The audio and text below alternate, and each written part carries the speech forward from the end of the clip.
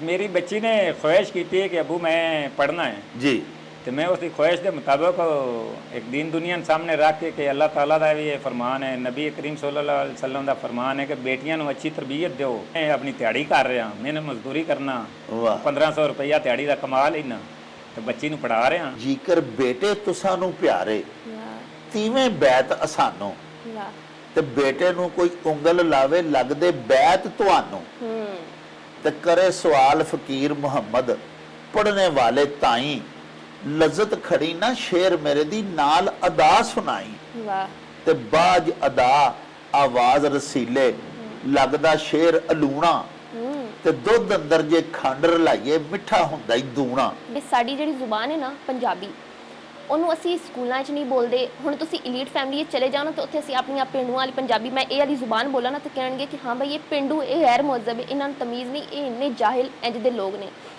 ਤੇ ਕਿਉਂ ਇੰਜ ਕਿਉਂ? ਉਰਦੂ ਅਸੀਂ ਬੋਲੀਏ ਅਸੀਂ ਬੜੇ ਹਾਈ ਲੈਵਲ ਦੇ ਆ, ਇੰਗਲਿਸ਼ ਬੋਲੀਏ ਅਸੀਂ ਠੀਕ ਆ, ਪੰਜਾਬੀ ਬੋਲੀਏ ਤਾਂ ਅਸੀਂ ਥੱਲੇ ਕਿਉਂ ਆ?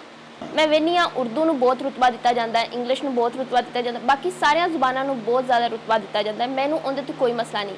ਲੇਕਿਨ ਪੰਜਾਬੀ ਜ਼ੁਬਾਨ ਅਗਰ ਅਸੀਂ ਬੋਲਦੇ ਹਾਂ ਤਾਂ ਅਸੀਂ ਪੇਂਡੂ ਕਿਉਂ ਹੋ ਜਾਂਦੇ ਹਾਂ? ਅਸੀਂ ਗੈਰ ਮੁਹੱਜ਼ਬ ਕਿਉਂ ਹੋ ਜਾਂਦੇ ਹਾਂ? ਸਾਨੂੰ ਕਿਉਂ ਕਹਿੰਦੇ ਨੇ ਕਿ ਹਾਂ ਬਈ ਇਹਨਾਂ ਨੂੰ ਤਮੀਜ਼ ਨਹੀਂ ਹੈ, ਇਹ ਤਾਂ ਜਾਹਿਲ ਨੇ, ਇਹ ਤਾਂ ਪੜ੍ਹੇ ਲਿਖੇ ਨਹੀਂ ਹੈ? ਕਿ ਪੰਜਾਬੀ ਬੋਲਣਾ ਕੋਈ ਗੁਨਾਹ ਹੈ? ਅਗਰ ਤੁਸੀਂ ਇਹ ਜ਼ੁਬਾਨ ਆਪਣੇ ਮਾਂ ਪਿਓ ਨਾਲ ਖੁੱਲ੍ਹ ਕੇ ਬੋਲ ਰਹੇ ਹੋ, ਉਹਨਾਂ ਨਾਲ ਬੋਲਣ ਲੱਗਿਆ ਤੁਹਾਨੂੰ ਕੋਈ ਸ਼ਰਮ ਨਹੀਂ ਆ ਰਹੀ, ਤੇ ਫਿਰ ਲੋਕਾਂ ਨਾਲ ਬੋਲਣ ਲੱਗਿਆ ਕਿਉਂ ਸ਼ਰਮਾਉਂਦੇ ਹੋ? ਅੱਖ 'ਚੋਂ ਅਥਰੂ ਵਗਦੇ ਰਹਿਣੇ, ਰੋਗ ਹਿਜਰ ਦੇ ਲੱਗਦੇ ਰਹਿਣੇ, ਮੈਂ ਵੀ ਭੋਲੀ ਤੂੰ ਵੀ ਭੋਲਾ, ਲੋਕੀ ਸਾਨੂੰ ਠੱਗਦੇ ਰਹਿਣੇ। ਸਾਰੇ ਜਗ ਤੂੰ ਹੋ ਕੇ ਓਲੇ, ਸਾਵਾਂ ਦੇ ਵਿੱਚ ਸਾਸੀ ਘੋਲੇ, ਮੇਰੇ ਸਿਰ ਤੂੰ ਪਾਰ ਸੀ ਲੱਥਾ, ਉਹਨੇ ਮੇਰੇ ਵਾਲ ਸੀ ਖੋਲੇ। ਰੱਬਾ ਕੈਸੀ ਦੁਨੀਆ ਤੇਰੀ, ਰੱਬਾ ਕੈਸੀ ਦੁਨੀਆ ਤੇਰੀ, ਵੱਡੇ ਨਾ ਤੇ ਬੰਦੇ ਹੌਲੇ, ਉਹਨੂੰ ਵੀ ਮੈਂ ਮਾਫ ਚਾ ਕੀਤਾ ਜਿੰਨੇ ਮੈਥੋਂ ਸੁਪਨੇ ਖੋਲੇ।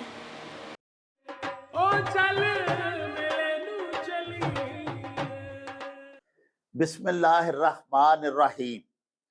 ਸ਼ੁਰੂ ਖੁਦਾ ਦੇ ਨਾਮੋਂ ਜਿਸ ਦਾ ਜੋੜ ਜਵਾਬ ਨਾ ਕੋਈ, ਜਿਸ ਦੀ ਰਹਿਮਤ ਬਖਸ਼ਿਸ਼ ਵਾਲਾ ਅੰਤ ਹਿਸਾਬ ਨਾ ਕੋਈ। ਦੁਨੀਆ ਭਰ ਵਿੱਚ ਵਸਣ ਵਾਲੇ ਪੰਜਾਬੀਓ ਤੇ ਸਾਡੇ ਪਿਆਰੇ ਵੇਖਣ ਵਾਲਿਓ, ਅਸਲਾਮੁ ਅਲੈਕੁਮ, ਸਤਿ ਸ੍ਰੀ ਅਕਾਲ, ਨਮਸਕਾਰ ਤੇ ਢੇਰ ਢੇਰ ਸਲਾਮਾਂ।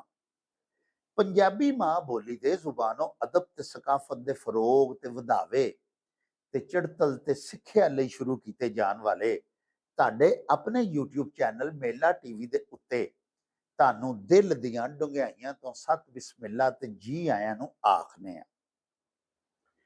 ਪਿਆਰਿਓ, ਸਾਡੀ ਇਹ ਬੇਨਤੀ ਹੈ ਕਿ ਆਪਣੇ ਮੇਲਾ ਟੀਵੀ ਨੂੰ ਸਬਸਕ੍ਰਾਈਬ ਕਰ ਲਵੋ, ਨਾਲ ਬਣਿਆ ਹੋਇਆ ਟੱਲੀ ਦਾ ਨਿਸ਼ਾਨ ਜ਼ਰੂਰ ਦਬਾਇਆ ਜੇ, ਤਾਂ ਕਿ ਸਾਡੇ ਆਲ ਨੋਟੀਫਿਕੇਸ਼ਨਸ ਵੇਲੇ ਸਿਰ ਤੁਹਾਡੇ ਤਾਈਂ ਅੱਪੜ ਸਕਣ। ਪਿਆਰਿਓ, ਸਾਡੇ ਵਲੌਗਸ ਨੂੰ ਲਾਈਕ ਤੇ ਆਪਸ ਦੇ ਵਿੱਚ ਤੇ ਪੰਜਾਬੀ ਪਿਆਰਿਆਂ ਦੇ ਨਾਲ ਸ਼ੇਅਰ ਜ਼ਰੂਰ ਕਰਿਆ ਕਰੋ, ਤੇ ਨਾਲੇ ਸਾਨੂੰ ਆਪਣੇ ਕਮੈਂਟਸ ਜ਼ਰੂਰ ਭਿਜਵਾਇਆ ਕਰੋ, ਜਿਹੜੇ ਕਿ ਸਾਡੇ ਲਈ ਬੜੀ ਹੱਲਾਸ਼ੇਰੀ ਦਾ ਮੂਜਬ ਹੁੰਦੇ ਨੇ। ਤੇ ਨਾਲੇ ਅਸੀਂ ਤੁਹਾਡੇ ਕਮੈਂਟਸ ਦੇ ਚੰਨ ਨੇ ਆਪਣੀ ਗੱਲਬਾਤ ਨੂੰ ਮਜ਼ੀਦ ਨਿਖਾਰਨ, ਸ਼ਿੰਗਾਰਨ ਤੇ ਸਵਾਰਨ ਦਾ ਆਰ ਤੇ ਯਤਨ ਵੀ ਕਰਦੇ ਰਹਿੰਦੇ ਆ। ਪਿਆਰਿਓ, ਅੱਜ ਅਸੀਂ ਤੁਹਾਨੂੰ ਆਪਣੇ ਨਾਲ ਲੈ ਕੇ ਜ਼ਿਲ੍ਹਾ ਹਾਫਿਜ਼ਾਬਾਦ ਦੇ ਮਾਰੂਫ ਕਸਬਾ ਪਿੰਡੀ ਭੱਟੀਆਂ ਜਾ ਰਹੇ ਹਾਂ, ਜਿਹੜਾ ਕਿ ਸਾਡੇ ਦੇਸ਼ ਪੰਜਾਬ ਦੇ ਹੀਰੋ ਦੁੱਲਾ ਭੱਟੀ ਦੀ ਸਰਜ਼ਮੀਨ ਹੈ। ਪਿਆਰਿਓ, ਪਿੰਡੀ ਭੱਟੀਆਂ ਦੇ ਲਾਗੇ ਇੱਕ ਪਿੰਡ ਦੇ ਵਿੱਚ, ਜਿਹੜਾ ਕਿ ਦੂਰ ਉਫਤਾਦਾ ਤੇ ਪਸਮਾਨਦਾ ਪਿੰਡ ਹੈ, ਉੱਥੇ ਸਾਡੀ ਇੱਕ ਸਪੁੱਤਰੀ, ਸਾਡੀ ਪਰਮਾਨੈਂਟ ਵਿਊਅਰ ਤੇ ਪੰਜਾਬੀ ਮਾਂ ਬੋਲੀ ਦੀ ਬੜੀ ਪਿਆਰੀ ਉੱਚ ਪੱਧਰ ਦੀ ਸ਼ਾਇਰਾ ਏਮਨ ਚਾਗੀ ਵਸਦੀਆਂ ਨੇ। ਅੱਜ ਅਸੀਂ ਤੁਹਾਨੂੰ ਉਹਨਾਂ ਦੇ ਨਾਲ ਮਿਲਵਾਉਣ ਲਈ, ਉਹਨਾਂ ਦੇ ਅਹਿਲੇ ਖਾਨਾ ਦੇ ਨਾਲ ਮਿਲਵਾਉਣ ਲਈ ਨਾਲ ਲੈ ਕੇ ਤੇ ਉਹਨਾਂ ਦੇ ਪਿੰਡ ਮੁੱਛੂ ਨਿੱਕਾ ਜਾ ਰਹੇ ਹਾਂ। ਤੇ ਆਓ ਫਿਰ ਸਾਡੇ ਨਾਲ ਚੱਲ ਕੇ ਉੱਥੇ ਤੁਹਾਡੀ ਮੁਲਾਕਾਤ ਕਰਾਵਾਂਗੇ ਸਾਡੀ ਮਾਂ ਬੋਲੀ ਪੰਜਾਬੀ ਦੀ ਸ਼ਾਇਰਾ ਏਮਨ ਚਾਗੀ ਤੇ ਉਹਨਾਂ ਦੇ ਵਾਲਿਦ ਹਵਾਲਦਾਰ ਜ਼ੁਲਫਕਾਰ ਅਲੀ, ਜਿਨ੍ਹਾਂ ਦੀ ਰੈਜੀਮੈਂਟ ਜਿਹੜੀ ਹੈ 70 ਬਲੂਚ ਉਹਨੂੰ ਫਖਰੇ ਚਾਗੀ ਦਾ ਖਿਤਾਬ ਵੀ ਦਿੱਤਾ ਗਿਆ ਸੀ ਉਹਨਾਂ ਦੋਵਾਂ ਦੇ ਨਾਲ। ਤੇ ਆਓ ਫਿਰ ਸਾਡੇ ਨਾਲ ਚਲੀਏ ਪਿੰਡੀ ਭੱਟੀਆਂ।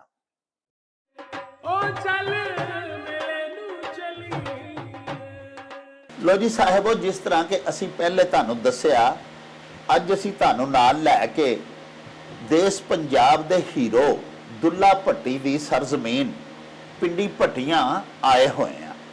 ਉਹਦੇ ਨਾਲ ਹੀ ਇੱਕ ਛੋਟਾ ਜਿਹਾ ਪਿੰਡ ਹੈ ਜਿਹਦਾ ਤਾਰਫ ਵੀ ਅਸੀਂ ਤੁਹਾਨੂੰ ਹੁਣੇ ਕਰਵਾਵਾਂਗੇ। ਉਸ ਪਿੰਡ ਦੇ ਵਿੱਚ ਸਾਡੇ ਇੱਕ ਬੜੇ ਹੀ ਪਿਆਰੇ, ਬੜੇ ਮਨ ਠਾਰ ਤੇ ਬੜੇ ਦਿਲਦਾਰ ਮਿੱਤਰ ਰਹਿੰਦੇ ਨੇ, ਜਿਨ੍ਹਾਂ ਦਾ ਨਾਂ ਹੈ ਹਵਲਦਾਰ ਜ਼ੁਲਫਕਾਰ ਅਲੀ। ਫਖਰੇ ਚਾਗੀ ਯੂਨਿਟ ਦੇ ਨਾਲ ਇਹਨਾਂ ਦਾ ਤਾਲੁਕ ਹੈ। ਇਹਨਾਂ ਦੇ ਨਾਲ ਤੇ ਇਹਨਾਂ ਦੀ ਬੇਟੀ ਏਮਨ ਚਾਗੀ, ਜਿਹੜੇ ਕਿ ਸਾਡੇ ਬੜੇ ਹੀ ਪਿਆਰੇ ਮੁਸਤਕਿਲ ਵਿਓਰ ਵੀ ਨੇ ਔਰ ਪੰਜਾਬੀ ਮਾਂ ਬੋਲੀ ਦੀ ਬਹੁਤ ਉੱਚ ਪੱਧਰ ਦੀ ਸ਼ਾਇਰੀ ਵੀ ਉਚਾਰਦੀਆਂ ਨੇ। ਉਹਨਾਂ ਦੇ ਨਾਲ ਅਸੀਂ ਤੁਹਾਨੂੰ ਮਿਲਵਾਉਣ ਦੇ ਵਾਸਤੇ ਇਹਨਾਂ ਦੇ ਘਰ ਆਏ ਹੋਏ ਆ। ਆਓ ਸਭ ਤੋਂ ਪਹਿਲੇ ਤੁਹਾਨੂੰ ਮਿਲਵਾਨੇ ਆ ਆਪਣੀ ਸਪੁੱਤਰੀ ਏਮਨ ਚਾਗੀ ਦੇ ਵਾਲਦ ਹਵਾਲਦਾਰ ਜ਼ੁਲਫਕਾਰ ਅਲੀ ਫਖਰੇ ਚਾਗੀ ਦੇ ਨਾਲ। ਉਸ ਤੋਂ ਬਾਅਦ ਤੁਹਾਨੂੰ ਅਸੀਂ ਆਪਣੀ ਅੱਜ ਦੀ ਉਚੇਚੀ ਪ੍ਰਾਹੁਣੀ ਤੇ ਸਾਡੇ ਦੇਸ਼ ਪੰਜਾਬ ਦੀ ਮਾਨਯੋਗ ਸ਼ਾਇਰਾ ਏਮਨ ਚਾਗੀ ਦੇ ਨਾਲ ਵੀ ਮਿਲਵਾਵਾਂਗੇ। अस्सलाम वालेकुम जी। वालेकुम अस्सलाम रहमतुल्लाहि व बरकातहू। ਇਹ ਦੱਸੋ ਭਾਈ ਜ਼ੁਲਫਕਾਰ ਸਾਹਿਬ ਕਿ ਤੁਸੀਂ ਕਦੋਂ ਪਾਕਿਸਤਾਨ ਆਰਮੀ ਨੂੰ ਜੁਆਇਨ ਕੀਤਾ?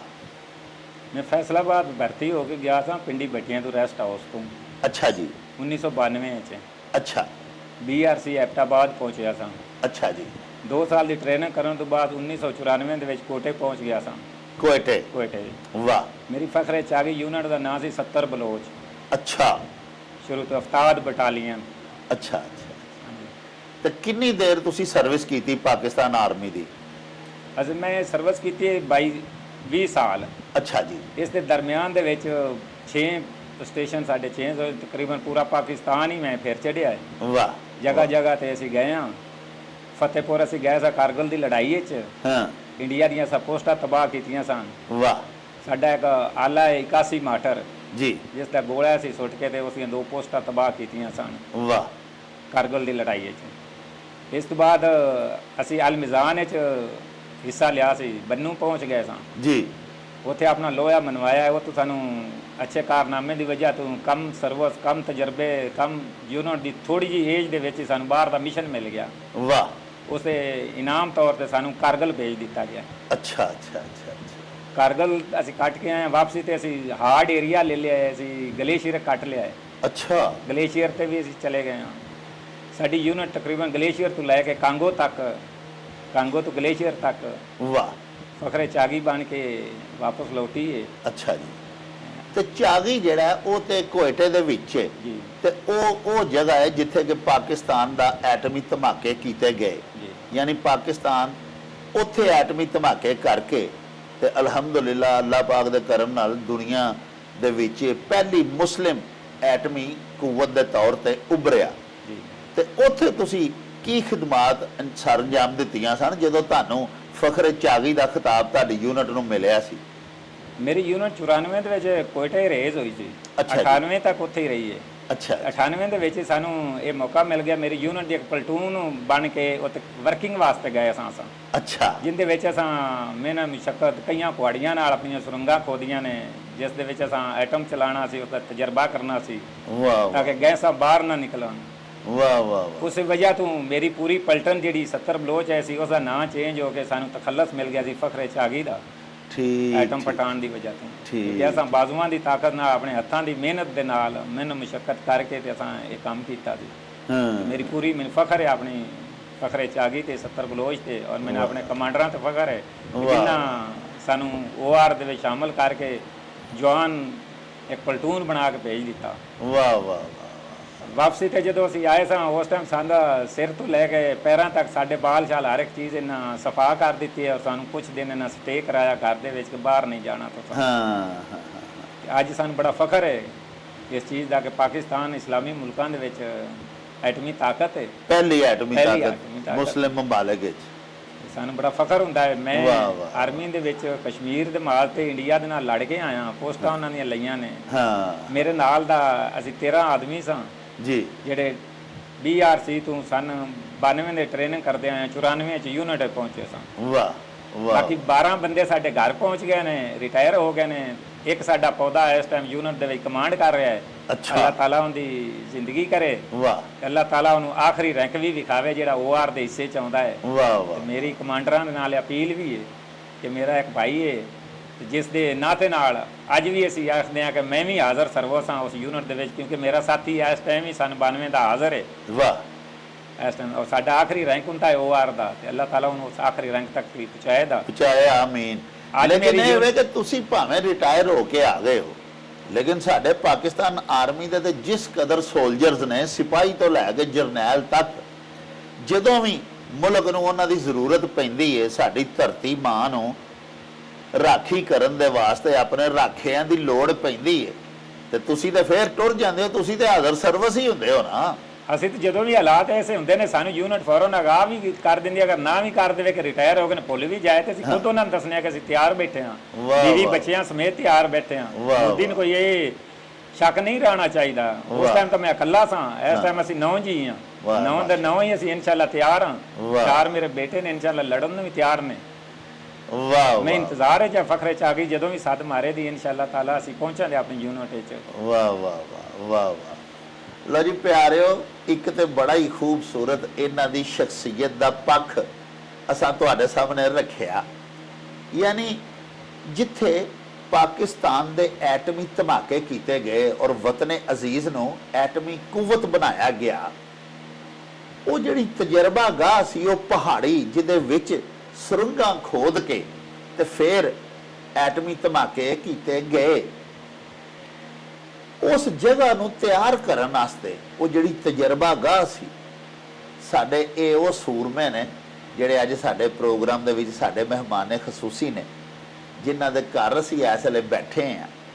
ਪਿਆਰਿਓ, ਇਹਨਾਂ ਵੀ ਆਪਣਾ ਜ਼ੋਰੇ ਬਾਜ਼ੂ ਉੱਥੇ ਵਹਾਇਆ ਸੀ, ਔਰ ਇਹਨਾਂ ਦੀ ਪਲਟਨ 70 ਬਲੋਚ, ਜਿਹਨੂੰ ਕਿ ਫਿਰ ਬਾਅਦ ਵਿੱਚ ਸਾਡੀ ਪਾਕਿਸਤਾਨ ਆਰਮੀ ਨੇ ਫਖਰੇ ਚਾਗੀ ਦਾ ਖਿਤਾਬ ਦਿੱਤਾ, ਉਹਨੇ ਉਹ ਜਗ੍ਹਾ ਤਿਆਰ ਕੀਤੀ ਸੀ ਪਿਆਰਿਓ, ਜਿੱਥੇ ਫਿਰ ਐਕਸਪੈਰੀਮੈਂਟਸ ਕੀਤੇ ਗਏ ਸਨ।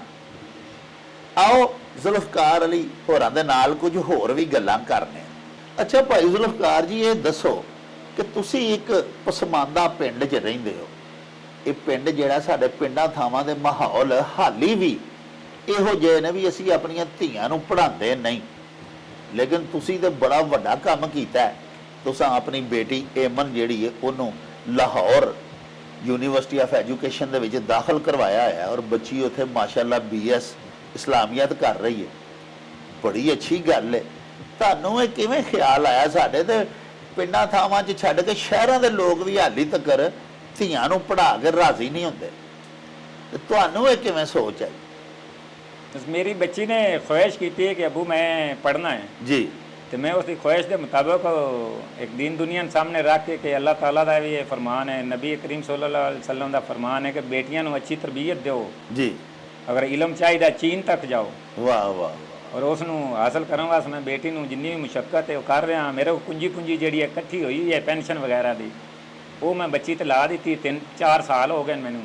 वाह, बाकी हुण मैं अपनी दिहाड़ी कर रहा, मैंने मजदूरी करना, वाह। 1500 रुपया दिहाड़ी का कमा लेना ਤੇ ਬੱਚੀ ਨੂੰ ਪੜ੍ਹਾ ਰਿਹਾ। ਤੁਹਾਡੇ ਮਾਸ਼ਾਅੱਲਾ 4 ਬੇਟੇ ਨੇ ਤੇ ਬੇਟੀਆਂ 3 ਨੇ, ਜੀ, ਤੇ ਤੁਸੀਂ ਬੱਚਿਆਂ ਨੂੰ ਅੱਗੋਂ ਪਾਕਿਸਤਾਨ ਆਰਮੀ 'ਚ ਨਹੀਂ ਕਿਸੇ ਨੂੰ ਭੇਜਣ ਦੀ ਕੋਈ ਖਾਸ ਤੁਹਾਨੂੰ ਹੈ?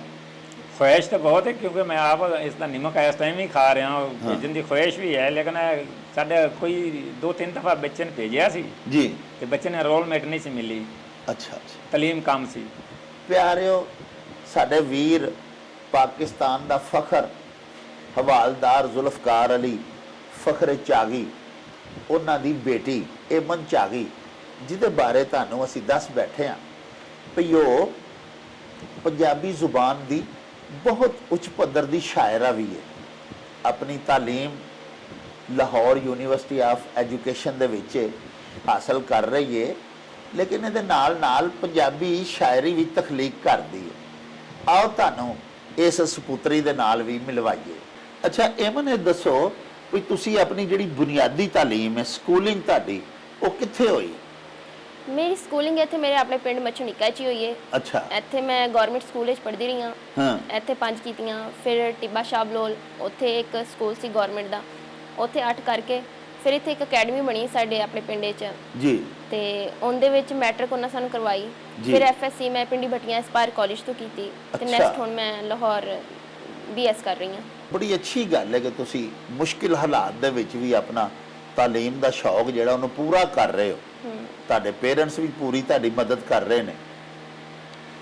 ਇਹ ਦੱਸੋ ਕਿ ਇਹ ਜਿਹੜੀ ਸ਼ਾਇਰੀ ਵਾਲੀ ਗੱਲ ਹੈ ਇਹ ਤੁਹਾਨੂੰ ਕਿਸ ਤਰ੍ਹਾਂ ਪਤਾ ਲੱਗਾ ਕਿ ਤੁਹਾਡੇ ਅੰਦਰ ਇੱਕ ਸ਼ਾਇਰ ਵੀ ਹੈ? ਮੈਨੂੰ ਨਾ ਅਸਲ 'ਚ ਸ਼ਾਇਰੀ ਦਾ ਸ਼ੁਰੂ ਤੋਂ ਹੀ ਸ਼ੌਕ ਆਇਆ। ਮੈਂ ਪਹਿਲੇ ਬਚਪਨ ਤੋਂ ਪਾਪਾ ਨੂੰ ਵੇਂਦੀ ਆਈ, ਪਾਪਾ ਨਾ ਅਕਸਰ ਸ਼ੇਰ ਪੜ੍ਹਦੇ ਰਹਿੰਦੇ ਆਏ, ਮੈਨੂੰ ਸੁਣਾਉਂਦੇ ਆਏ ਹਾਂ ਤੇ ਮੈਂ ਉਹਨਾਂ ਦੀ ਨਾ ਡਾਇਰੀਆਂ ਵੀ ਖੋਲ ਕੇ ਵੇਖੀਆਂ, ਉਹਦੇ ਉੱਤੇ ਵੀ ਬੜੇ ਬਹੁਤ ਉਰਦੂ ਦੇ ਅਸ਼ਾਰ ਹੈ ਕਿਉਂਕਿ ਮੈਂ ਪੰਜਾਬੀ ਕਰਦੀ ਆਈ। ਸ਼ੌਕ ਆਇਆ ਫਿਰ ਉਰਦੂ ਹੋਵੇ ਜਾਂ ਪੰਜਾਬੀ ਹੋਵੇ ਕੀ ਫਰਕ ਪੈਂਦਾ ਹੈ। ਹਾਂ ਮੈਂ ਪੜ੍ਹਦੀ ਰਹੀ। ਫਿਰ ਜਦੋਂ ਮੈਂ ਮੈਟ੍ਰਿਕ ਵਿੱਚ ਆਈ ਉੱਥੇ ਮੇਰੇ ਜ਼ਿਹਨ 'ਚ ਖਿਆਲ ਚੱਲਦੇ ਆ ਤੇ ਮੈਂ ਉਰਦੂ ਵਿੱਚ ਲਿਖਣ ਦੀ ਬੜੀ ਕੋਸ਼ਿਸ਼ ਕਰਦੀ ਆਈ, ਬਹੁਤ ਕੋਸ਼ਿਸ਼ ਕਰਦੀ ਆਈ। ਖਿਆਲ ਲਿਖਦੀ, ਜੋ ਗੱਲਾਂ ਮੈਂ ਕਿਸੇ ਨੂੰ ਦੱਸ ਨਹੀਂ ਨਾ ਸਕਦੀ ਆਈ ਉਹ ਮੈਂ ਲਿਖਦੀ ਗਈ, ਸਫੇ ਤੇ ਲਿਖਦੀ ਆਈ। ਹਾਂ ਤੇ ਉਹਦੇ ਬਾਅਦ ਫਿਰ ਹੁਣ ਤਕਰੀਬਨ 2 ਸਾਲ ਦਾ ਅਰਸਾ ਹੋਇਆ ਕਿ ਮੈਂ ਪੰਜਾਬੀ ਦੇ ਵਿੱਚ ਆਈ ਹਾਂ, ਪੰਜਾਬੀ ਨੂੰ ਸਮਝਿਆ ਹੈ, ਇਹਦੀ ਜਿਹੜੀ ਬੇਸਿਕ ਨੇ ਅਰੂਜ਼ ਵਗੈਰਾ ਤੇ ਗ੍ਰਿਪ ਲਈਏ ਤੇ ਫਿਰ ਮੈਂ ਆਪਣੇ ਖਿਆਲਾਂ ਨੂੰ ਜਿਹੜਾ ਉਹ ਲਫ਼ਜ਼ ਦਿੱਤੇ ਨੇ। ਵਾਹ ਵਾਹ ਵਾਹ। ਅੱਛਾ ਇਹ ਦੱਸੋ ਕਿ ਤੁਸੀਂ ਸ਼ਾਇਰੀ ਦੇ ਵਿੱਚ ਬਕਾਇਦਾ ਕਿਸੇ ਦੀ ਸ਼ਾਗਿਰਦੀ ਵੀ ਕੀਤੀ ਹੈ ਕਿ ਤੁਸੀਂ ਆਪੇ ਹੀ ਲਿਖਦੇ ਹੋ? ਨਹੀਂ ਨਹੀਂ, ਮੈਂ ਸ਼ਾਗਿਰਦੀ ਨਹੀਂ ਕੀਤੀ, ਮੈਂ ਲਿਖਦੀ ਆਪੇ ਹਾਂ। ਜੋ ਮੇਰੇ ਅੰਦਰ ਹੁੰਦਾ ਉਹ ਬਾਹਰ ਆਉਂਦਾ ਹੈ, ਉਹ ਮੈਂ ਲਿਖਦੀ ਹਾਂ। ਤੇ ਮੇਰੇ ਅਗਰ ਤੁਸੀਂ ਉਸਤਾਦ ਕਹਿਣਾ ਚਾਹੋ ਤਾਂ ਉਹ ਮੇਰੇ ਅੱਬਾ ਜਾਨ, ਮੇਰੇ ਵਾਲਿਦ ਸਾਹਿਬ ਜ਼ੁਲਫਕਾਰ ਅਲੀ, ਉਹਨਾਂ ਤੋਂ ਮੈਂ ਸਿੱਖਦੀ ਹਾਂ। ਵਾਹ ਵਾਹ ਵਾਹ। ਯਾਨੀ ਤੁਸੀਂ ਬਕਾਇਦਾ ਕਿਸੇ ਦੀ ਸ਼ਾਗਿਰਦੀ ਨਹੀਂ ਕੀਤੀ ਨਹੀਂ ਸ਼ਾਇਰੀ ਦੇ ਵਿੱਚ? ਜੀ ਹਾਂ। ਤੇ ਹੁਣ ਤੱਕ ਜਿਹੜਾ ਤੁਸੀਂ ਕਲਾਮ ਲਿਖ ਚੁੱਕੇ ਹੋ ਉਹਨੂੰ ਕੋਈ ਕਿਤਾਬੀ ਸ਼ਕਲ ਵੀ ਦਿੱਤੀ ਹੈ ਕਿ ਨਹੀਂ? ਕੋਈ ਕਿਤਾਬ ਨਹੀਂ ਆਪਣੀ ਛਪਵਾਈ? ਨਹੀਂ, ਅਜੇ ਤੱਕ ਇੰਜ ਦਾ ਮੇਰਾ ਕੋਈ ਇਰਾਦਾ ਨਹੀਂ ਹੈ। ਅਜੇ ਤੱਕ ਸਿਰਫ ਮੈਂ ਲਿਖ ਰਹੀ ਹਾਂ। ਅੱਛਾ ਅੱਛਾ। ਹਾਂਜੀ ਤੇ ਜਿਹੜੀ ਸਭ ਤੋਂ ਪਹਿਲੀ ਤੁਸੀਂ ਆਪਣੀ ਜ਼ਿੰਦਗੀ 'ਚ ਗਜ਼ਲ ਲਿਖੀ ਸੀ, ਹਾਂਜੀ। ਸਭ ਤੋਂ ਪਹਿਲੇ ਤੁਹਾਡੀ ਕਿਹੜੀ ਪੋਇਟਰੀ ਸੀ ਉਹ ਤੇ ਸੁਣਾਓ ਸਾਡੇ ਵਿਊਅਰਸ ਨੂੰ। ਪੰਜਾਬੀ ਦੀ ਇਹ ਮੈਂ ਤੁਹਾਨੂੰ ਸੁਣਾਨੀ ਆ ਕਿ ਜੀ। ਰਿਸ਼ਤੇਦਾਰੀ ਦੁੱਖ ਤਕਲੀਫਾਂ, ਰਿਸ਼ਤੇਦਾਰੀ ਦੁੱਖ ਤਕਲੀਫਾਂ, ਨਾਲੇ ਘਰ ਵਿੱਚ ਭੁੱਖ ਤਕਲੀਫਾਂ। ਵਾਹ ਵਾਹ। ਜਿਹੜੇ ਸਾਇਆ ਕਰਦੇ ਸੀ ਉਹ ਦਿੰਦੇ ਨੇ ਹੁਣ ਰੁੱਖ ਤਕਲੀਫਾਂ। ਵਾਹ ਵਾਹ। ਇੱਕ ਪਲ ਵਿੱਚ ਮੈਂ ਭੁੱਲ ਜਾਨੀ ਆ ਤੱਕੇ ਉਹਦਾ ਮੁੱਖ ਤਕਲੀਫਾਂ। ਵਾਹ ਵਾਹ ਵਾਹ। ਬਹੁਤ ਅੱਛਾ। ਤੇਰੇ ਨਾਲ ਸੀ ਰੌਣਕ ਸਾਰੀ, ਤੇਰੇ ਬਾਝੋਂ ਸੁੱਖ ਤਕਲੀਫਾਂ। ਵਾਹ ਵਾਹ ਵਾਹ। ਇਹ ਤੁਹਾਡਾ ਸਭ ਤੋਂ ਪਹਿਲੀ ਕੋਸ਼ਿਸ਼ ਸੀ? ਹਾਂਜੀ, ਇਹ ਪਹਿਲੀ ਕੋਸ਼ਿਸ਼ ਸੀ। ਉਸ ਤੋਂ ਬਾਅਦ ਸ਼ਾਇਰ ਨੂੰ ਵੈਸੇ ਤੇ ਆਪਣੇ ਸਾਰੇ ਹੀ ਜੋ ਵੀ ਉਹ ਉਚਾਰਦਾ ਹੈ, ਜੋ ਵੀ ਉਹਦੀਆਂ ਤਖਲੀਕਾਤ ਹੁੰਦੀਆਂ ਨੇ ਸਾਰੀਆਂ ਹੀ ਪਸੰਦ ਹੁੰਦੀਆਂ ਨੇ। ਬਿਲਕੁਲ। ਹਜ਼ੂਰ ਮੀਆਂ ਮੁਹੰਮਦ ਬਖਸ਼ ਸਾਹਿਬ ਆਰਿਫ ਖੜੀ ਆਪਣੇ ਸ਼ੇਰਾਂ ਬਾਰੇ ਲਿਖਦੇ ਨੇ ਵੀ ਜੀਕਰ ਬੇਟੇ ਤੁਸਾਂ ਨੂੰ ਪਿਆਰੇ ਤੀਵੇਂ ਬੈਤ ਅਸਾਨੂੰ, ਤੇ ਬੇਟੇ ਨੂੰ ਕੋਈ ਉਂਗਲ ਲਾਵੇ ਲੱਗਦੇ ਬੈਤ ਤੁਹਾਨੂੰ, ਤੇ ਕਰੇ ਸਵਾਲ ਫਕੀਰ ਮੁਹੰਮਦ ਪੜਨੇ ਵਾਲੇ ਤਾਈ ਲਜ਼ਤ ਖੜੀ ਨਾ ਸ਼ੇਰ ਮੇਰੇ ਦੀ ਨਾਲ ਅਦਾ ਸੁਣਾਈ। ਵਾਹ। ਤੇ ਬਾਜ ਅਦਾ ਆਵਾਜ਼ ਰਸੀਲੇ ਲੱਗਦਾ ਸ਼ੇਰ ਅਲੂਣਾ, ਤੇ ਦੁੱਧ ਅੰਦਰ ਜੇ ਖੰਡ ਰਲਾਈਏ ਮਿੱਠਾ ਹੁੰਦਾ ਹੀ ਦੂਣਾ। ਵਾਹ। ਤੇ ਤੁਸੀਂ ਜਿਹੜੇ ਆਪਣੇ ਅਸ਼ਆਰ ਪੜ੍ਹਦੇ ਹੋ, ਇੱਕ ਤੇ ਇਹ ਦੱਸੋ ਕਿ ਉਹਨਾਂ ਨੂੰ ਕਦੀ ਗਾ ਕੇ ਵੀ ਪੜ੍ਹਨ ਦੀ ਕੋਸ਼ਿਸ਼ ਕੀਤੀ ਹੈ? ਨਹੀਂ, ਮੈਂ ਗੁਨਗੁਨਾਉਂਦੀ ਨਹੀਂ ਆ ਆਪਣੇ ਅਸ਼ਾਰ ਨੂੰ, ਨਹੀਂ ਅਜੇ ਤੱਕ ਆਪਣੇ ਕਿਸੇ ਕਲਾਮ ਨੂੰ ਵੀ ਨਹੀਂ ਗਾ ਕੇ ਪੜਿਆ। ਅੱਛਾ। ਹੁਣ ਇਹ ਦੱਸੋ ਕਿ ਤੁਹਾਡੇ ਸਾਰੇ ਹੀ ਸ਼ੇਰ ਤੁਹਾਨੂੰ ਪਿਆਰੇ ਹੀ ਨੇ ਕਿਉਂਕਿ ਤੁਹਾਡੀ ਤਖਲੀਕ ਨੇ। ਜੀ ਹਾਂ। ਲੇਕਿਨ ਸਾਡੇ ਵਿਊਅਰਸ ਨੂੰ ਕੋਈ 2-4 ਆਪਣੀਆਂ ਐਸੀਆਂ ਚੌਂਦੀਆਂ ਜਿਹੜੀਆਂ ਗਜ਼ਲਾਂ ਹੁੰਦੀਆਂ ਨੇ ਜਿਹੜੀਆਂ ਤੁਹਾਨੂੰ ਸਭ ਤੋਂ ਪਿਆਰੀਆਂ ਲੱਗਦੀਆਂ, ਉਹ ਤਾਂ ਸੁਣਾਓ। ਮੈਂ ਸਭ ਤੋਂ ਪਹਿਲੇ ਤੇ ਆਪਣੀ ਉਹੀ ਗਜ਼ਲ ਸੁਣਾਵਾਂਗੀ ਜਿਹੜਾ ਤੁਸੀਂ ਕਹਿ ਸਕਦੇ ਹੋ ਮੇਰੀ ਜ਼ਿੰਦਗੀ ਦਾ ਨਿਚੋੜ ਹੈ ਅਜੇ ਤੱਕ, ਹੁਣ ਤੱਕ। ਵਾਹ। ਹੁਣ ਅਗਰ ਮੈਂ 21 ਸਾਲ ਦੀ ਹਾਂ ਨਾ ਤੇ ਉਹਦਾ ਨਿਚੋੜ ਹੈ, ਉਹ ਮੈਂ ਤੁਹਾਨੂੰ ਸੁਣਾਨੀ ਆ ਕਿ ਹਾਸਲ ਕਰਕੇ ਛੱਡਦੇ ਨੇ, ਵਾਹ ਵਾਹ, ਪਾਗਲ ਕਰਕੇ ਛੱਡਦੇ ਨੇ, ਵਾਹ ਵਾਹ ਵਾਹ, ਲੋਕੀ ਆਪਣੇ ਫਾਇਦੇ ਲਈ ਸ਼ਾਮਲ ਕਰਕੇ ਛੱਡਦੇ ਨੇ, ਵਾਹ ਵਾਹ, ਬਹੁਤ ਅੱਛਾ। ਬਹੁਤੇ ਇਲਮਾਂ ਵਾਲੇ ਵੀ ਜਾਹਲ ਕਰਕੇ ਛੱਡਦੇ ਨੇ। ਹਾਂ। ਆਹਾ। ਮੁਰਸ਼ਦ ਚੰਗੇ ਹੋਵਣ ਤਾਂ, ਮੁਰਸ਼ਦ ਚੰਗੇ ਹੋਵਣ ਤਾਂ ਕਾਮਲ ਕਰਕੇ ਛੱਡਦੇ ਨੇ। ਬਹੁਤ ਅੱਛਾ, ਬਹੁਤ ਅੱਛਾ। ਹੱਸਣ ਵਾਲੇ ਰੋਵਣ ਦੇ ਕਾਬਲ ਕਰਕੇ ਛੱਡਦੇ ਨੇ। ਆਹਾ। ਏਮਨ ਸਾਰੀ ਦੁਨੀਆ ਤੋਂ ਗਾਫਲ ਕਰਕੇ ਛੱਡਦੇ ਨੇ। ਵਾਹ, ਬਹੁਤ ਅੱਛਾ, ਬਹੁਤ ਅੱਛਾ। ਤੇ ਹੋਰ ਕੁਝ ਸੁਣਾਓ। ਦੁੱਖਾਂ ਦੇ ਵਿੱਚ ਘੁਲ ਗਈ ਤੇ, ਦੁੱਖਾਂ ਦੇ ਵਿੱਚ ਘੁਲ ਗਈ ਤੇ, ਜੇ ਮੈਂ ਸਭ ਕੁਝ ਭੁੱਲ ਗਈ ਤੇ, ਵਾਹ। ਤੇਰੇ ਲਈ ਤੇ ਹਾਸਾ ਏ, ਹਾਂ। ਮੇਰੀ ਜ਼ਿੰਦਗੀ ਰੁੱਲ ਗਈ ਤੇ, ਆਏ ਦਿਲ ਵਿੱਚ ਯਾਦ ਲੁਕਾਈ ਸੀ, ਹਾਂ ਲੋਕਾਂ ਸਾਹਵੇਂ ਖੁੱਲ ਗਈ ਤੇ, ਹਾਂ ਬੁੱਲਾਂ ਉੱਤੇ ਹਾਸਾ ਏ, ਹਾਂ। ਬੁੱਲਾਂ ਉੱਤੇ ਹਾਸਾ ਏ, ਹਾਸਾ ਕਮਲੀ ਅੱਖ ਜੇ ਡੁੱਲ ਗਈ ਤੇ, ਆਹਾ। ਯਾਦਾਂ ਸੁਕਣੇ ਪਾਈਆਂ ਨੇ, ਹਾਂ। ਜੇ ਅੱਜ ਨੇਰੀ ਝੁੱਲ ਗਈ ਤੇ। ਵਾਹ ਵਾਹ ਵਾਹ ਵਾਹ, ਬਹੁਤ ਅੱਛਾ, ਬਹੁਤ ਅੱਛਾ। ਇੱਕ ਹੋਰ ਗਜ਼ਲ ਕੇ ਉਹਦੇ ਬਾਝੋਂ ਕਾਰ ਸੀ ਚੁੱਪ, ਮੇਰੇ ਅੰਦਰ ਬਾਹਰ ਸੀ ਚੁੱਪ, ਵਾਹ ਵਾਹ। ਉੱਥੇ ਬੋਲਣ ਬਣਦਾ ਨਹੀਂ, ਹਾਂ। ਜਿੱਥੇ ਮੇਰਾ ਯਾਰ ਸੀ ਚੁੱਪ, ਵਾਹ ਵਾਹ ਵਾਹ, ਬਹੁਤ ਅੱਛਾ। ਲੋਕੀ ਮੰਨ ਕੇ ਰਾਜ਼ੀ ਨਹੀਂ, ਹਾਂ। ਤਾਂ ਹੋਇਆ ਸਰਦਾਰ ਸੀ ਚੁੱਪ, ਵਾਹ। ਚੁੱਪਾਂ ਲੱਗੀਆਂ ਕਮਰੇ ਨੂੰ, ਚੁੱਪਾਂ ਲੱਗੀਆਂ ਕਮਰੇ ਨੂੰ, ਜੀ। ਨਾਲੇ ਇੱਕ ਬਿਮਾਰ ਸੀ ਚੁੱਪ, ਵਾਹ। ਚੋਰਾਂ ਪੈਸੇ ਖਰਚੇ ਸਨ, ਰਾਤੀ ਪਹਿਰੇਦਾਰ ਸੀ ਚੁੱਪ, ਵਾਹ, ਬਹੁਤ ਬੇੜਾ ਅੱਛਾ, ਬਹੁਤ। ਬੇੜਾ ਗਰਕੇ ਇਸ਼ਕੇ ਦਾ, ਹਾਂ। ਏਮਨ ਵਰਗੀ ਨਾਰ ਸੀ ਚੁੱਪ। ਤੁਸੀਂ ਜ਼ਿਆਦਾ ਗਜ਼ਲ ਹੀ ਸਿਰਫ ਲਿਖੀ ਹੈ ਕਿ ਹੋਰ ਵੀ ਤੁਸੀਂ ਕੁਝ ਲਿਖਦੇ ਹੋ? ਸਰ ਮੇਰਾ ਅਜੇ ਜੋ ਮੇਨ ਫੋਕਸ ਹੈ ਉਹ ਗਜ਼ਲ ਤੇ, ਛੋਟੀ ਬੈਠ ਦੀ ਗਜ਼ਲ ਤੇ, ਜੀ। ਕਿਉਂਕਿ ਮੈਂ ਬਾਬਾ ਤਜਮੁਲ ਕਲੀਮ ਨੂੰ ਬਹੁਤ ਜ਼ਿਆਦਾ ਪੜ੍ਹਦੀ ਹਾਂ, ਮੈਂ ਉਹਨਾਂ ਤੋਂ ਬਹੁਤ ਜ਼ਿਆਦਾ ਇਨਸਪਾਇਰ ਵੀ ਹੋਈ ਹਾਂ। ਅੱਛਾ। ਤੇ ਉਹਨਾਂ ਦੀ ਗਜ਼ਲ ਤੁਸੀਂ ਸ਼ਾਇਦ ਸੁਣੀ ਹੀ ਹੋਵੇ ਕਿ ਦਿਨ ਤੇ ਗਿਣ ਹਾਂ। ਮੈਂ ਮਰ ਜਾਣਾ ਈ, ਆਏ ਤੇਰੇ ਬਿਨ ਮੈਂ ਮਰ ਜਾਣਾ ਈ। ਵਾਹ। ਮੈਂ ਇਹਦੀ ਤਖਤੀ ਕਰਦੀ ਹੁੰਦੀ ਆਈ, ਦਿਨ ਤੇ ਗਿਣ ਮੈਂ ਮਰ ਜਾਣਾ ਈ, ਇੰਝ ਕਰਕੇ। ਫਿਰ ਮੇਰੀਆਂ ਜਿੰਨੀਆਂ ਵੀ ਗਜ਼ਲਾਂ ਨੇ ਸਾਰੀਆਂ ਛੋਟੀ ਬੈਠ ਦੀਆਂ ਨੇ ਅਜੇ ਤੱਕ। ਉਹਦੇ ਤੋਂ ਇਲਾਵਾ ਅਜੇ ਤੱਕ ਮੈਂ ਕੋਈ ਨਜ਼ਮ ਕੋਈ ਕੁਛ ਹੋਰ ਨਹੀਂ ਲਿਖਿਆ, ਤੇ ਅਨਕਰੀਬ ਜੋ ਮੈਂ ਲਿਖਿਆ ਉਹ ਮੰਜ਼ਰੇ ਆਮ ਤੇ ਲਿਆਵਾਂਗੀ। ਅੱਛਾ। ਹਾਂਜੀ। ਯਾਨੀ ਤੁਹਾਡਾ ਉਂਝ ਹੈ ਸ਼ੌਕ ਵੀ ਮੈਂ ਮੁxtਲਿਫ ਦੀਗਰ ਅਸਨਾਫ ਜਿਹੜੀਆਂ ਨੇ, ਮਸਲਨ ਨਜ਼ਮ ਹੈ, ਇਸ ਤੋਂ ਇਲਾਵਾ ਜੋ ਮਿਸਰੇ ਨੇ, ਦੋੜੇ ਨੇ, ਉਹ ਵੀ ਤੁਸੀਂ ਲਿਖੋਗੇ, ਕਿਉਂਕਿ ਇਹ ਵੀ ਪੰਜਾਬੀ ਦੀਆਂ ਬੜੀਆਂ ਮਾਰੂਫ ਸਿਨਫਾਂ ਨੇ ਨਾ। ਜੀ ਹਾਂ। ਅੱਛਾ, ਗਜ਼ਲ ਦੇ ਮੌਜੂ ਬਹੁਤ ਜ਼ਿਆਦਾ ਵਸੀ ਹੋ ਗਏ ਨੇ। ਇੱਕ ਵਕਤ ਸੀ ਕਿ ਗਜ਼ਲ ਜਿਹੜੀ ਹੈ ਨਾ ਜੀ, ਮਹਿਬੂਬ ਦੇ ਨਾਲ ਇਸ਼ਕ ਦਾ ਇਜ਼ਹਾਰ ਹੀ ਹੁੰਦਾ ਸੀ। ਉਹਦੇ ਵਿੱਚ ਜ਼ਿਆਦਾ ਲਬੋ ਰੁਖਸਾਰ ਦੀਆਂ ਗੱਲਾਂ ਹੁੰਦੀਆਂ ਸਨ, ਗੈਸੂਏ ਯਾਰ ਦੀਆਂ ਬਾਤਾਂ ਹੁੰਦੀਆਂ ਸਨ। ਹੁਣ ਗਜ਼ਲ ਦਾ ਮੌਜੂ ਬਹੁਤ ਵਸੀ ਹੋ ਗਿਆ ਹੈ। ਹਾਂਜੀ। ਯਾਨੀ ਮੁਆਸ਼ਰਤੀ ਬੇਹਿੱਸੀ, ਉਹਨੂੰ ਵੀ ਗਜ਼ਲ ਦਾ ਮੌਜੂ ਬਣਾਇਆ ਜਾਂਦਾ ਹੈ। ਫਿਰ ਜਿੰਨੀਆਂ ਸਾਡੀਆਂ ਮੁਆਸ਼ੀ ਪਰੇਸ਼ਾਨੀਆਂ ਨੇ, ਗੁਰਬਤ ਹੈ, ਤੰਗ ਦਸਤੀ ਹੈ, ਲੋਕ ਇੱਕ ਦੂਸਰੇ ਦੇ ਨਾਲ ਜਿਹੜਾ ਅਦਮ ਤਾਵਨ ਕਰਦੇ ਨੇ, ਫੁਕਦਾਨ ਹੁੰਦਾ ਜਾ ਰਿਹਾ ਹੈ ਪਿਆਰ ਮੁਹੱਬਤ ਦਾ, ਬੰਦਾ ਬੰਦੇ ਦਾ ਦੁਸ਼ਮਣ ਤੇ ਵੈਰੀ ਬਣਦਾ ਜਾ ਰਿਹਾ ਹੈ। ਇਹ ਸਾਰੀਆਂ ਚੀਜ਼ਾਂ ਨੂੰ ਨਾ ਸਾਡੇ ਗਜ਼ਲ ਗੋ, ਗਜ਼ਲ ਨਿਗਾਰ, ਸ਼ੁਆਰਾ ਜਿਹੜੇ ਨੇ ਉਹ ਮੌਜੂ ਬਣਾਉਂਦੇ ਨੇ ਆਪਣੀ ਗਜ਼ਲ ਦਾ, ਆਪਣੇ ਅਸ਼ਆਰ ਦਾ। ਤੁਸੀਂ ਵੀ ਹਰ ਪਾਸੇ ਮਾਰਦੇ ਹੋ ਝਾਤੀ?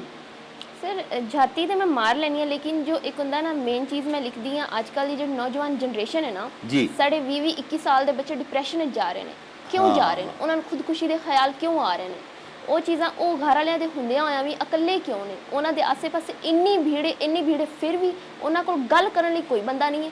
ਹਾਂ। ਮੈਂ ਇਸ ਚੀਜ਼ ਤੇ ਲਿਖਣੀ ਆ। ਉਹਦੇ ਤੋਂ ਮੈਨੂੰ ਮੇਰੀ ਇੱਕ ਗਜ਼ਲ ਯਾਦ ਆ ਰਹੀ ਹੈ, ਮੈਂ ਤੁਹਾਨੂੰ ਉਹ ਸੁਣਾਨੀ ਆ ਜੀ। ਕਿ ਕਾਰ ਕਲਾਪਾ ਬਾਹਰ ਕਲਾਪਾ, ਹਾਂ। ਦੇਵੇ ਗਾਂ ਹੁਣ ਮਾਰ ਕਲਾਪਾ, ਹਾਂ। ਇੱਧਰ ਕੱਲੀ ਬਹਿ ਕੇ ਸੋਚਾਂ, ਹੋਵੇਗਾ ਉਸ ਪਾਰ ਕਲਾਪਾ, ਆਏ ਹਾਏ। ਸੰਗਤਾਂ ਲੱਭਣਾ ਚਾਹੁੰਦੀ ਸਾਂ ਮੈਂ, ਜੀ। ਲੱਭਿਆ ਏ ਹਰ ਵਾਰ ਕਲਾਪਾ, ਵਾਹ। ਇੱਕੋ ਘਰ ਵਿੱਚ ਵਸਣ ਸਾਰੇ, ਹੁੱਲ ਕਲਾਪਾ ਖਾਰ ਕਲਾਪਾ। ਵਾਹ ਵਾਹ ਵਾਹ। ਇਹ ਕਿਉਂ ਅਕਲਾਪਾ ਹੁੰਦਾ ਜਾ ਰਿਹਾ ਹੈ? ਬੱਚੇ ਜਿਹੜੇ ਨੇ ਇਹ ਜ਼ਿਆਦਾ ਜਿਹੜੇ ਸੋਸ਼ਲ ਮੀਡੀਆ ਤੇ ਹਰ ਵੇਲੇ ਮਸਰੂਫ ਰਹਿੰਦੇ ਨੇ, ਉਹਦੀ ਵਜ੍ਹਾ ਤਾਂ ਨਹੀਂ ਕਿ ਅਸੀਂ ਇੱਕ ਦੂਜੇ ਦੇ ਕੋਲੋਂ ਕੱਟ ਗਏ ਆ। ਘਰ ਦੇ ਵਿੱਚ ਜਿੰਨੇ ਜੀ ਬੈਠੇ ਹੁੰਦੇ ਨੇ ਸਾਰੇ ਆਪਣੇ ਆਪਣੇ ਮੋਬਾਈਲ ਦੇ ਉੱਤੇ ਮਸਰੂਫ ਹੁੰਦੇ ਨੇ, ਇੱਕ ਦੂਜੇ ਨਾਲ ਗੱਲਾਂ ਬਾਤਾਂ ਵੀ ਤਾਂ ਨਹੀਂ ਨਾ ਲੋਕੀ ਹੁਣ ਕਰਦੇ।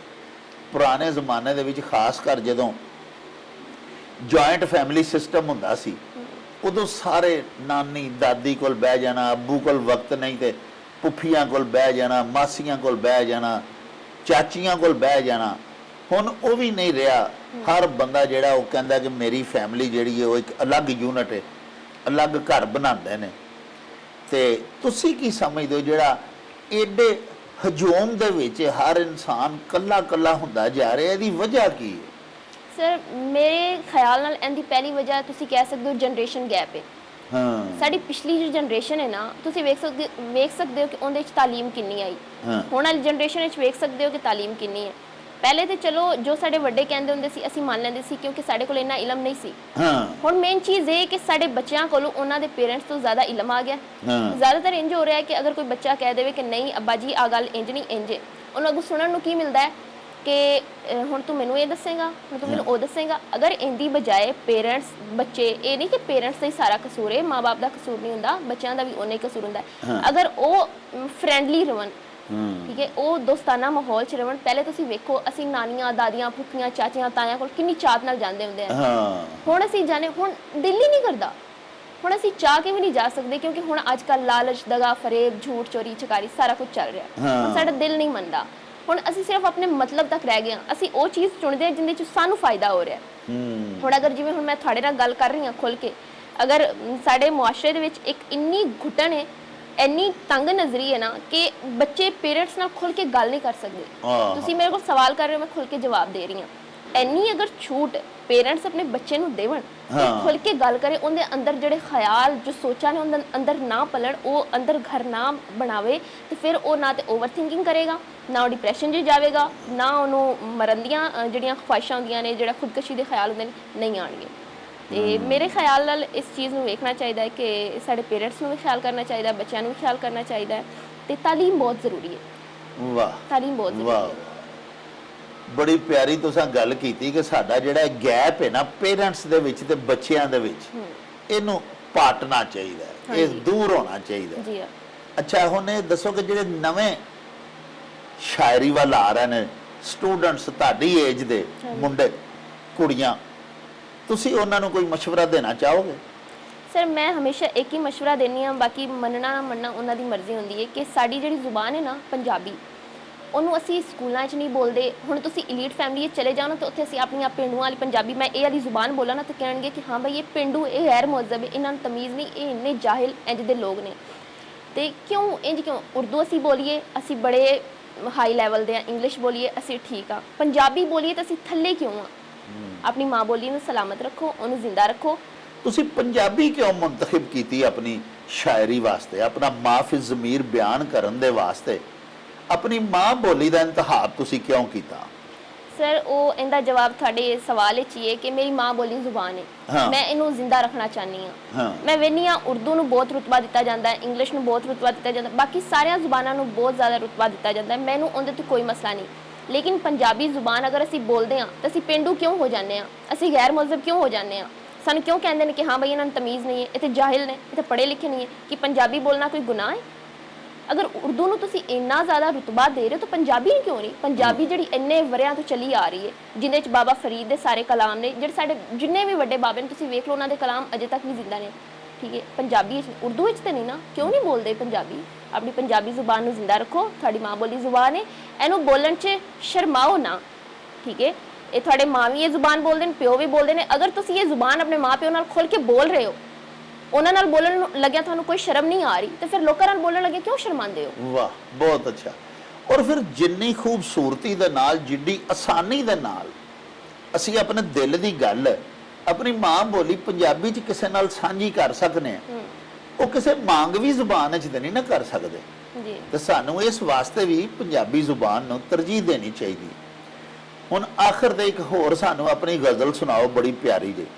ਜੀਵਨ ਲਈ ਕੰਮਕਾਰ ਬੜਾਏ, ਹਾਂ, ਜੀਵਨ ਲਈ ਕੰਮਕਾਰ ਬੜਾਏ, ਸੋਚਾਂ ਦਾ ਵੀ ਪਾਰ ਬੜਾਏ, ਹਾਂ, ਦਿਲ ਦੇ ਅੰਦਰ ਨਫ਼ਰਤ ਰੱਖ ਕੇ ਉਤੋਂ ਉਤੋਂ ਪਿਆਰ ਬੜਾਏ। ਵਾਹ ਵਾਹ, ਸਾਰੀ ਦੁਨੀਆ ਮੈਂ ਕੀ ਕਰਨੀ, ਤੇਰੇ ਵਰਗਾ ਯਾਰ ਬੜਾਏ। ਵਾਹ, ਬਹੁਤ ਅੱਛਾ। ਹੱਸਦੇ ਹੱਸਦੇ ਜਾਨ ਸੁਕੱਢੀ, ਹਾਂ, ਕਾਤਲ ਵੀ ਫਨਕਾਰ ਬੜਾਏ।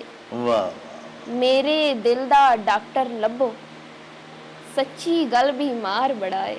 ਵਾਹ ਵਾਹ, ਸਾਰੇ ਜਗ ਤੂੰ ਹੋ ਕੇ ਓਲੇ, ਸਾਵਾਂ ਦੇ ਵਿੱਚ ਸਾਸੀ ਘੋਲੇ, ਵਾਹ। ਮੇਰੇ ਸਿਰ ਤੋਂ ਭਾਰ ਸੀ ਲੱਥਾ, ਜੀ, ਉਹਨੇ ਮੇਰੇ ਵਾਲ ਸੀ ਖੋਲੇ। ਵਾਹ ਵਾਹ ਵਾਹ ਰੱਬਾ ਕੈਸੀ ਦੁਨੀਆ ਤੇਰੀ, ਵਾਹ ਵਾਹ ਵਾਹ। ਰੱਬਾ ਕੈਸੀ ਦੁਨੀਆ ਤੇਰੀ, ਵੱਡੇ ਨਾ ਤੇ ਬੰਦੇ ਹੌਲੇ। ਆਹ, ਉਹਨੂੰ ਵੀ ਮੈਂ ਮਾਫ ਚ ਕੀਤਾ, ਜਿੰਨੇ ਮੈਥੋਂ ਸੁਪਨੇ ਖੋਲੇ। ਵਾਹ ਵਾਹ ਵਾਹ ਵਾਹ ਵਾਹ। ਅੱਖ ਚੋਂ ਅਥਰੂ ਵਗਦੇ ਰਹਿਣੇ, ਰੋਗ ਹਿਜਰਦੇ ਲੱਗਦੇ ਰਹਿਣੇ। ਹਾਂ, ਮੈਂ ਵੀ ਭੋਲੀ ਤੂੰ ਵੀ ਭੋਲਾ, ਲੋਕੀ ਸਾਨੂੰ ਠੱਗਦੇ ਰਹਿਣੇ। ਤੁਸੀਂ ਰੁਝਾਨ ਕੀ ਦੇਖਦੇ ਹੋ? ਸਾਡੇ ਜਿਹੜੇ ਜ਼ਿਆਦਾ ਨਾਜ਼ਰੀਨ ਤੇ ਸਾਮਈਨ ਨੇ ਉਹ ਕਿਸ ਕਿਸਮ ਦੇ ਸ਼ੇਰ ਪਸੰਦ ਕਰਦੇ ਨੇ? ਉਹ ਫਿਰ ਉਹਨਾਂ ਦੇ ਹਿਸਾਬ ਨਾਲ, ਹੁਣ ਜਿਵੇਂ ਤੁਸੀਂ ਜਿਹੜੇ ਟੀਨੇਜਰਸ ਨੇ ਉਹਨਾਂ ਨੂੰ ਉਹੀ ਲੱਭੋ ਰੁਖਸਾਰ ਵਾਲੇ ਸੁਣਾਉਣੇ ਪੈਂਦੇ ਨੇ, ਲਾਈਕ ਜਿਵੇਂ ਰੋਮਾਂਟਿਸਿਜ਼ਮ ਹੋ ਗਿਆ, ਜਿਵੇਂ ਰੋਮਾਂਟਿਕ ਹੋ ਗਿਆ। ਜਿਹੜੇ ਕੋਈ ਜ਼ਿਆਦਾ ਏਜ ਦੇ ਹੁੰਦੇ ਨੇ ਉਹਨਾਂ ਦੇ ਹਿਸਾਬ ਨਾਲ ਉਹਨਾਂ ਨੂੰ ਸੁਣਾਉਣੇ ਪੈਂਦੇ ਨੇ, ਤੇ ਫਿਰ ਉਹ ਮਾਹੌਲ ਵੇਖ ਕੇ ਆਈਡੀਆ ਹੋ ਜਾਂਦਾ ਹੈ। ਤੁਸੀਂ ਸੂਫੀਆਨਾ ਸ਼ਾਇਰੀ ਵੀ ਕਦੀ ਕਰਦੇ ਹੋ? ਕਦੀ ਇਸ ਮੌਜੂ ਦੇ ਉੱਤੇ ਵੀ ਕੁਝ ਲਿਖਿਆ, ਤਸਵੁਫ ਦੇ ਮੌਜੂ ਤੇ? ਨਹੀਂ, ਮੈਂ ਇਸ ਮੌਜੂ ਤੇ ਅਜੇ ਤੱਕ ਤਾਂ ਨਹੀਂ ਲਿਖਿਆ। ਮੈਂ ਅਜੇ ਤੱਕ ਇੰਨਾ ਓਵਰ ਥਿੰਕਿੰਗ, ਜਦੋਂ ਅੰਦਰ ਜੋ ਚੀਜ਼ ਚੱਲਦੀ ਹੈ ਨਾ ਉਹਨੂੰ ਬਾਹਰ ਕੱਢਣਾ ਹੋਵੇ ਨਾ, ਫਿਰ ਸ਼ਾਇਰੀ ਲਿਖਦੀ ਹਾਂ। ਔਰ ਮੇਰੇ ਜ਼ਿਹਨ 'ਚ ਅਗਰ ਕੋਈ ਵੀ ਟੈਨਸ਼ਨ ਹੈ ਮੈਂ ਉਹ ਲਿਖ ਦਿੰਦੀ ਹਾਂ ਸ਼ਾਇਰੀ ਦੀ ਸ਼ਕਲ 'ਚ, ਕਿਉਂਕਿ ਇੱਕ ਤਾਂ ਡਿਪੈਂਡ ਕਰਦਾ ਮਾਹੌਲ ਤੇ ਵੀ। ਅਗਰ ਤੁਹਾਡੇ ਇਰਦ ਗਿਰਦ ਟੈਨਸ਼ਨ ਵਾਲਾ ਮਾਹੌਲ ਹੈ ਨਾ, ਜ਼ਾਹਿਰ ਜੀ ਗੱਲ ਹੈ ਤੁਸੀਂ ਉਂਝ ਦੀ ਲਿਖਣੀ ਹੈ। ਅਗਰ ਬਹੁਤ ਖੁਸ਼, ਜਿੰਨਾ ਤੁਸੀਂ ਤੁਹਾਡੇ ਕੋਲ ਦੁੱਖ ਹੋਏਗਾ ਉਨੀ ਜਾਨਦਾਰ ਸ਼ਾਇਰੀ ਹੋਏਗੀ। ਜ਼ਿੰਦਾਬਾਦ। ਠੀਕ ਹੈ। ਤੇ ਬਾਕੀ ਅਜੇ ਸੂਫੀਆਨਾ ਕਲਾਮ ਮੈਂ ਨਹੀਂ ਲਿਖਿਆ, ਤੇ ਮੇਰੀ ਕੋਸ਼ਿਸ਼ ਹੈ ਅਨਕਰੀਬ ਇਨਸ਼ਾਅੱਲਾ ਮੈਂ ਲਿਖਾਂਗੀ। ਤੁਸੀਂ ਇਹ ਦੱਸੋ ਏਮਨ ਕਿ ਤੁਸੀਂ ਆਪਣੇ ਨਾਂ ਦੇ ਨਾਲ ਚਾਗੀ ਕਿਉਂ ਲਿਖਦੇ ਹੋ, ਏਮਨ ਚਾਗੀ? ਸਰ, ਚਾਗੀ ਮੈਂ ਇਸ ਤੋਂ ਲਿਖਦੀ ਹਾਂ ਕਿਉਂਕਿ ਤੁਸੀਂ ਪਹਿਲੇ ਵੀ ਸ਼ਾਇਦ ਵੀਡੀਓਜ਼ 'ਚ ਵੇਖਿਆ ਹੋਵੇ, ਮੇਰੇ ਅੱਬਾ ਜਾਨ ਆਰਮੀ 'ਚ ਆਏ, ਤੇ ਜਦੋਂ ਪਾਕਿਸਤਾਨ ਐਟਮੀ ਤਾਕਤ ਬਣਿਆ ਆ, ਪਹਿਲਾ ਇਸਲਾਮੀ ਮੁਲਕ ਐਟਮੀ ਤਾਕਤ ਰੱਖਣ ਵਾਲਾ, 1998 ਜਿਹੜਾ ਐਟਮੀ ਧਮਾਕਾ ਹੋਇਆ ਹੈ ਨਾ, ਉਹਦੇ 'ਚ ਮੇਰੇ ਪਾਪਾ ਦੀ ਯੂਨਿਟ ਸ਼ਾਮਿਲ ਆਈ। ਉਹਨਾਂ ਜੋ ਵੀ ਉੱਥੇ ਕੰਮ ਵਗੈਰਾ ਕੀਤੇ, ਜੋ ਵੀ ਸੁਰੰਗਾਂ ਵਗੈਰਾ ਖੋਦੀਆਂ, ਉਹਦੇ 'ਚ ਸ਼ਾਮਿਲ ਹੈ। ਤੇ ਮੇਰੇ ਵਾਸਤੇ ਬੜੇ ਅਜ਼ਾਜ਼ ਤੇ ਬੜੇ ਫਖਰ ਦੀ ਗੱਲ ਆਈ, ਤੇ ਚੂੰਕਿ ਉਹਨਾਂ ਨੂੰ ਇਹ ਤਖੱਲੁਸ ਮਿਲਿਆ ਆ, ਇਹ ਬੇਸਿਕਲੀ ਆਇਆ ਫਖਰੇ ਚਾਗੀ। ਮੈਨੂੰ ਇੰਨਾ ਜ਼ਿਆਦਾ ਪਸੰਦ ਆਇਆ ਕਿ ਮੈਂ ਆਪਣੇ ਨਾਂ ਦੇ ਅੱਗੇ ਚਾਗੀ ਰੱਖ ਲਿਆ। ਲੋ ਜੀ ਸਾਹਿਬੋ, ਤੁਸੀਂ ਸਾਡੀ ਅੱਜ ਦੀ ਉਚੇਚੀ ਪ੍ਰਾਹੁਣੀ ਏਮਨ ਚਾਗੀ ਤੇ ਉਹਨਾਂ ਦੇ ਵਾਲਿਦ, ਸਾਡੇ ਪਾਕਿਸਤਾਨ ਦਾ ਫਖਰ ਹਵਾਲਦਾਰ ਜ਼ੁਲਫਕਾਰ ਅਲੀ ਫਖਰੇ ਚਾਗੀ, ਉਹਨਾਂ ਦੀਆਂ ਗੱਲਾਂ ਬਾਤਾਂ ਸੁਣੀਆਂ। ਅਸਾਂ ਤੁਹਾਨੂੰ ਏਮਨ ਚਾਗੀ ਦੀ ਬੜੀ ਪਿਆਰੀ, ਬੜੀ ਮਨ ਠਾਰ ਸ਼ਾਇਰੀ ਵੀ ਸੁਣਵਾਈ। ਸਾਹਿਬੋ, ਅਰਬੀ ਦੇ ਵਿੱਚ ਸਹੀ ਆਖਦੇ ਨੇ ਕਿ ਅਸ਼ਵਾਰਾਓ ਤਲਾਮੀਜ਼ੁਰ ਰਹਿਮਾਨ। ਇਹ ਸ਼ਾਇਰ ਅੱਲਾਹ ਪਾਕ ਸੱਚੇ ਸਾਹਿਬ ਦੇ ਸ਼ਾਗਿਰਦ ਹੁੰਦੇ ਨੇ। ਪਿਆਰਿਓ, ਸਾਡੀ ਅੱਜ ਦੀ ਪ੍ਰਾਹੁਣੀ, ਸਾਡੇ ਦੇਸ਼ ਪੰਜਾਬ ਦੀ ਸਪੁੱਤਰੀ ਏਮਨ ਚਾਗੀ, ਇਹ ਵੀ ਆਪਣੀ ਸ਼ਾਇਰੀ ਦੀ ਕਿਸੇ ਕੋਲੋਂ ਇਸਲਾਹ ਨਹੀਂ ਲੈਂਦੀ।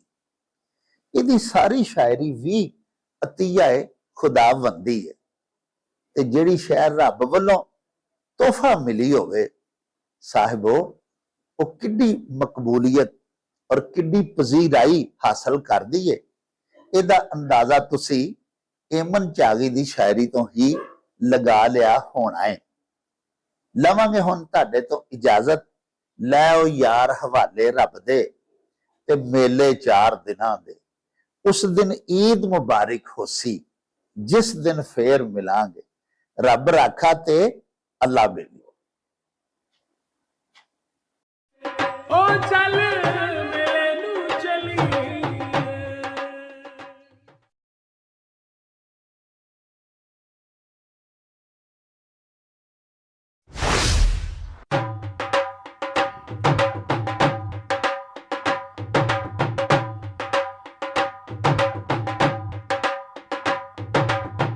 ਰੌਣਕ ਹੋ ਜਾਊ ਛੱਟ ਵੇ, ਚੱਲ ਮੇਲੇ ਨੂੰ ਚਲੀਏ। ਓ ਰੌਣਕ ਹੋ ਜਾਊ ਛੱਟ ਵੇ, ਚੱਲ ਮੇਲੇ ਨੂੰ ਚਲੀਏ।